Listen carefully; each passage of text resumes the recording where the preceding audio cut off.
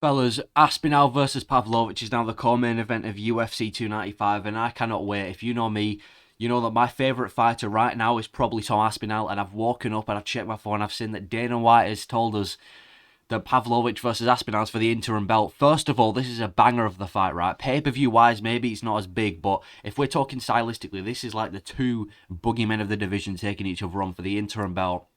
I'm so glad that Cyril Gane's not fighting for the belt because that guy, he's just a weirdo, man. Go back, like, saying that he don't want to fight Aspinall. Bro, you've lost both your title shots. Get a job.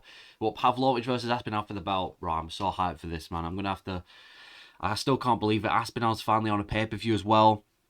I'll be doing a prediction video for this on Fight Week and everything. I'm just here to say Aspinall, let's go, smash his head in. No one thinks Aspinall's going to win. I've checked the predictions. People think it's going to be a first round steamrolling by Pavlovich. Well, let me tell you this.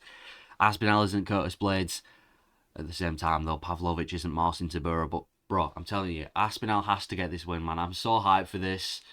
Sergey Pavlovich, I'm taking the interim belt off you. Seriously, though, Aspinall has been training. Oh, man. Like, people think Pavlovich is going to win this because he's been preparing for the backup fighter. Well, first of all, when's Pavlovich going to learn if John Jones is fighting, a backup fighter doesn't exist? If either of them pull out, you're not taking in because the fight's just going to get called off completely.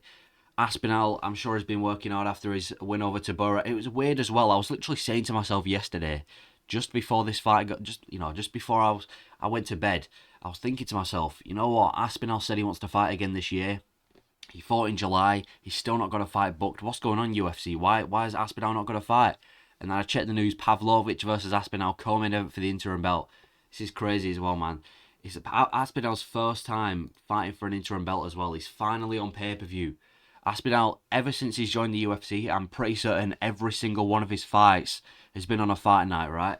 And you're probably wondering why I'm sticking up to Aspinall so much. Listen, man. Some of you tend to think I am Tom Aspinall, right?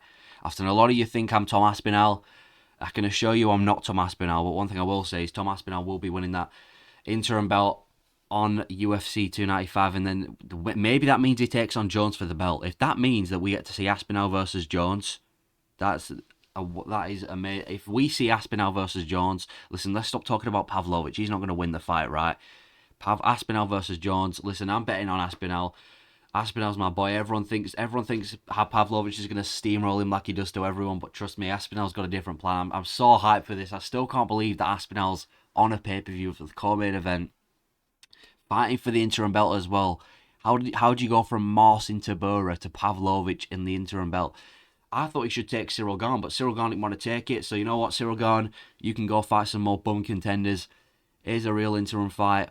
And the thing is, the fight's exciting as well. We've got Tom Aspinall, and one of the most balanced fighters in the division. He can grapple, he can submit you, but he's also fast and powerful on the feet against an absolute steamrolling knockout artist in Sergey Pavlovich. The only thing that scares me about this matchup is the fact that Aspinall, if you watch him fight, he tends to leave his chin wide open.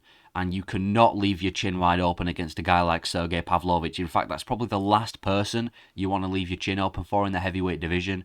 So hopefully Aspinall's fixed it up. But I've got Aspinall winning this, man.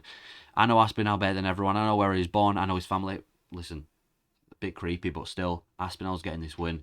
And then, yeah, man, I will make a prayer video for Tom Aspinall. Even though most of you probably, you probably don't know anything about Aspinall, I'm making a prayer video for Aspinall. He's going to go out there and he's going to finish Pavlovich, UFC 295. You know what? I might even do a watch along for this because I need to see Aspinall in all his glory. Come on, Aspinall. Bring the belt back. Next, Leon Edwards. He's going to beat Pavlovich and then he's going to beat John Jones. Cyril Gane didn't want it. Cyril Gane was scared, didn't want to invite Aspinall to the octagon. Then he didn't want to fight Aspinall because apparently it was ranked too low or something. Well, no one cares, Cyril Gane, because now you're not even in the conversation. Now we've got the real heavyweights. This is a way better fight than Jones versus Stipe, by the way. Maybe not pay-per-view wise, but this is a way better fight than Jones versus Stipe. One thing I will say, though, is the card isn't that stacked. We need to add like Johnny Walker versus Ankalaev to the featured fight of this event, but I'm so glad that Aspinall is in a co-main event. This is my guy, 100% watching the pay-per-view. I'll do everything to watch this fight, man. Call me a glazer, I don't care, man. I'm watching Aspinall versus Pavlovich, and I'm watching Aspinall beat that bum. Let me know your predictions for the fight, but I can't wait for this, man.